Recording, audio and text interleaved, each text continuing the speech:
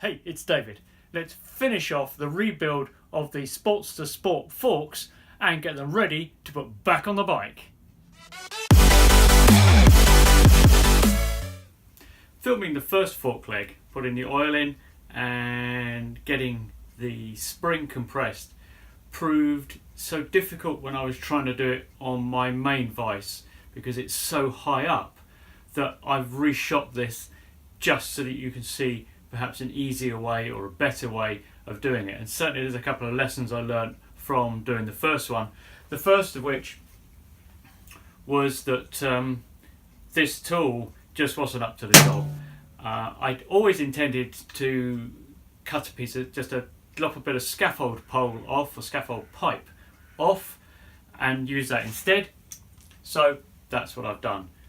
And it's a bigger, stronger tool, and hopefully this time it'll help us get this together right. But really, getting that spring compressed when that's full of oil really is a two-man job. I'm going to have a go, see if I can get it done by myself.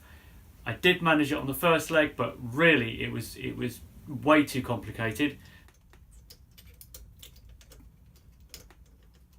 So I'm going to try it again on this one, and if I can't, I'm just going to have to get someone to help me. So let's see how it goes. But first of all, let's get the oil in. I don't see in the manual a volume of oil for the fork leg, but instead it uses a measurement, and that measurement is 150 mil down from the top. Well, actually it's 150 mil for the Hyper Pro, it's 144 mil for the standard fork. So I've marked here, this, which is the lower black line here, 150 mil down from here. So that's going to be my oil level, and as I fill I should be able to see the oil level coming up here. But first of all, you're supposed to put it in half, but it doesn't tell you what half of what. But let's say it's about 100 mil. So I'm just a bit under this 400 line here, so I'm going to take it down to about here.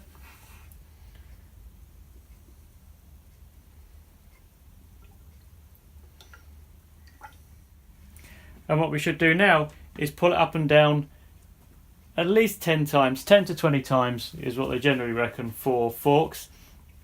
But be very careful when you pull it up, and try and keep these holes facing away from you, because if you don't and you pull it up too fast, you will get oil squirting out. Let's take that all the way open. Oops.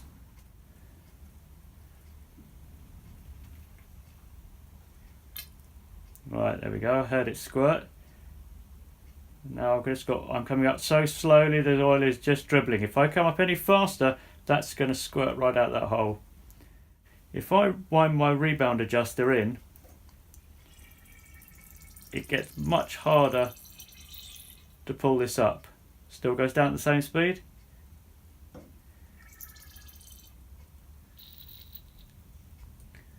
If I wound it out,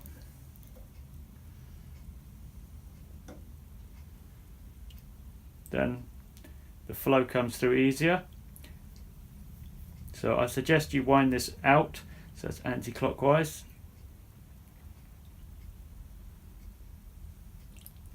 There we go, see it splashes out.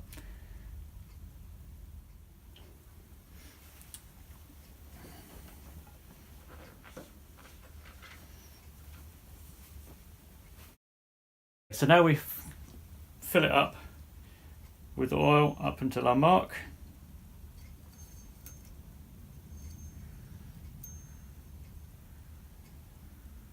Okay, it's way down at the moment.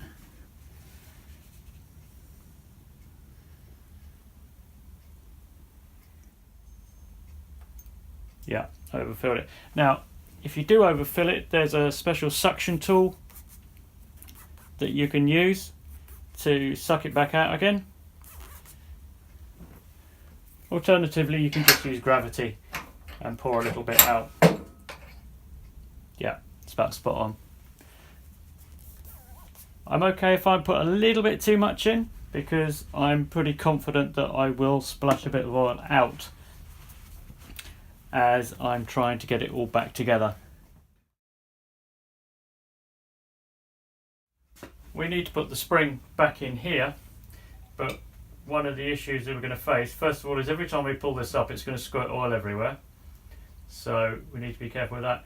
But this spring is considerably longer than this gap, and you've got to get the spring in without this disappearing down into here, because the problem is that this spring will sit higher than this.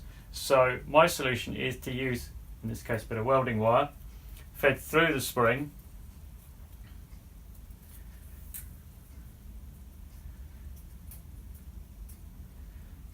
and just wind it around the top.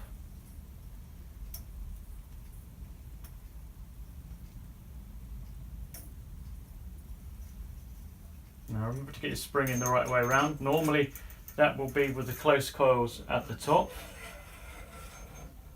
We can now get the spring in. And so this is why I'm quite happy to overfill a little bit, because you tend to get a bit excited, a bit carried away, and pull things up too quickly, or I do anyway. Can't speak for you guys, but I'm trying to get stuff done and I'm concentrating on this, I'm not concentrating on that. So we slowly pull it all the way through. Here's where the tricky bit comes. We now need to get this spring compressed enough to get that up in place. So we need to put the washer on. Don't forget, sharp side goes towards the collar, so rounded side down towards the spring.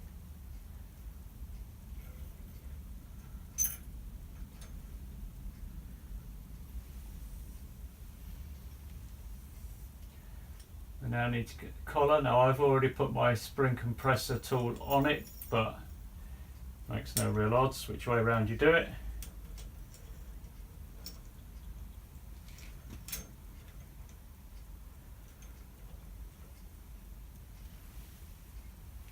And the other washer or spacer, but again sharp side down towards the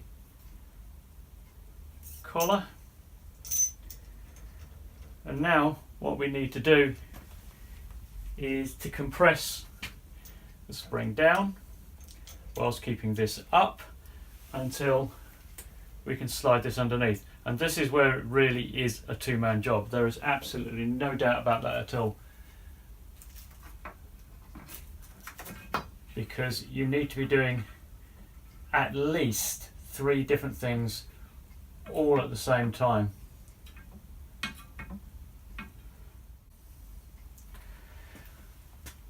I've now secured the wire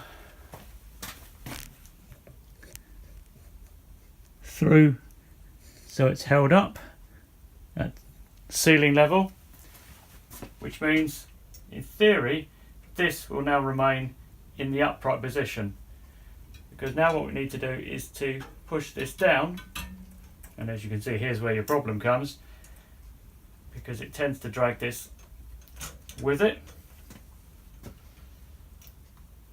Careful positioning of the collar.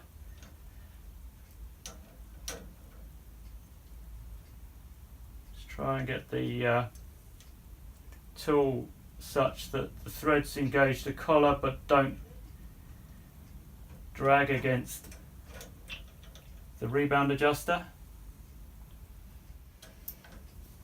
Now when you're pressing down on this, you need to make sure you don't drag yourself against the spring, because when it comes back up you will trap parts of your skin.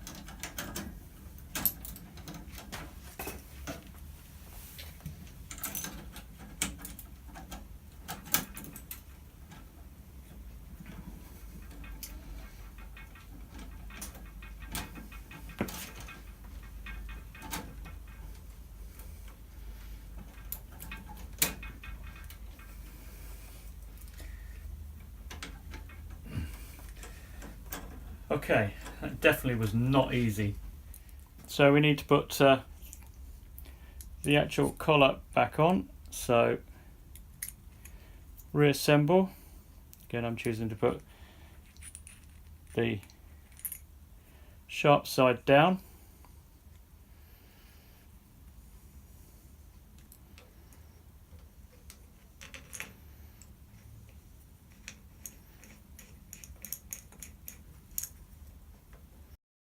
I don't want to go overboard on tightening this because we're tightening alloy into alloy. And those are very fine threads too. It's not like they're coarse threads, they're fine threads, so make sure you don't catch those.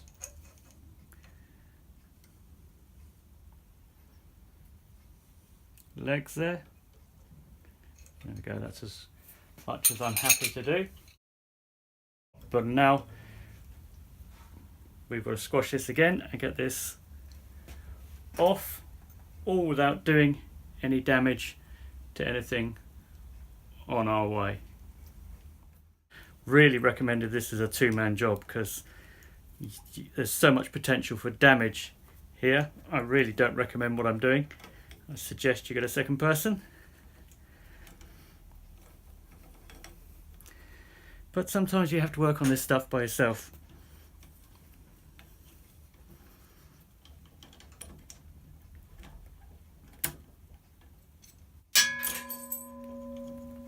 Alright, and carefully, slowly, get that all back in place.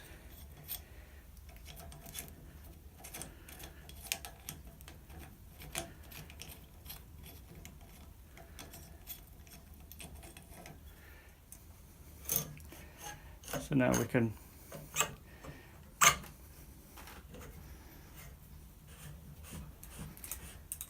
fork extension back up. Now before I get that all the way up, I just want to lubricate that O-ring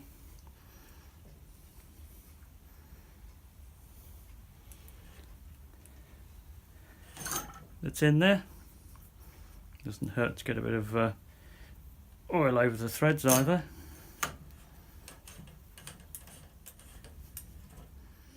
Obviously we can tighten this up properly once it's back on the bike, but at the moment now there's really nothing or no way to properly tighten that, so just going to try and get rid of some of the remaining oil and out of my hands. Two more things we need to do. We need to put the adjuster back in. Now don't forget it's got an O-ring in here. So get some oil onto that. I know I previously oiled this when I was putting it back together, but it's sat around since then and I've handled it with oil in the threads.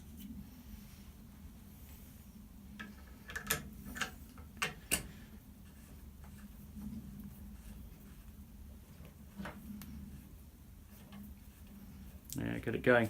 Now the actual adjustment will vary according to whether you're using Hyper Pro or stock. So I'm just going to wind this down until I've got about 4 or 5 threads, which is more the Hyper Pro, but adjustment's what we'll do once we've got it more installed on the bike.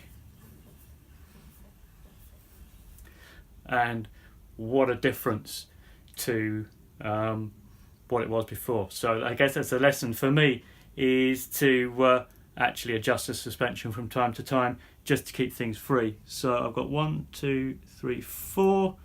So as you can see, that's not properly tightened up. Let's pull it out to 5. Yeah, 5. And finally, don't forget your stopper ring.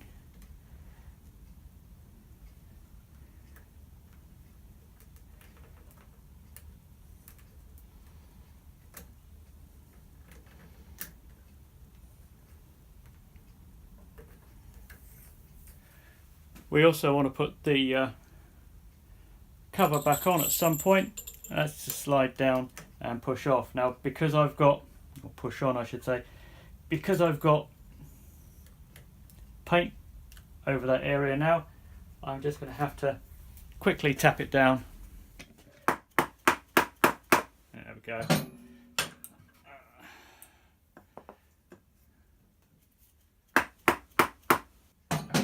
Done. Sportster Sport forks are now rebuilt, and that was a bit of a mouthful. There's some adjustments that need to be done for standard ride settings. They vary depending on whether you're running a stock setup or the Hyper Pro spring setup. If you're running stock, then the adjustments are in the owner's manual. If you're running Hyper Pro, they're in the kit you bought with it. I will cover them when I come to actually put these back on the bike, but you can't really adjust it until they're back on the bike. And in addition to which, there's a couple of things you need to be aware of when you actually put them back into the triple tree yokes, however you want to call them. So I'll cover those as well. But for now, finally, they are done. So thanks very much for watching, and I will catch you guys again soon.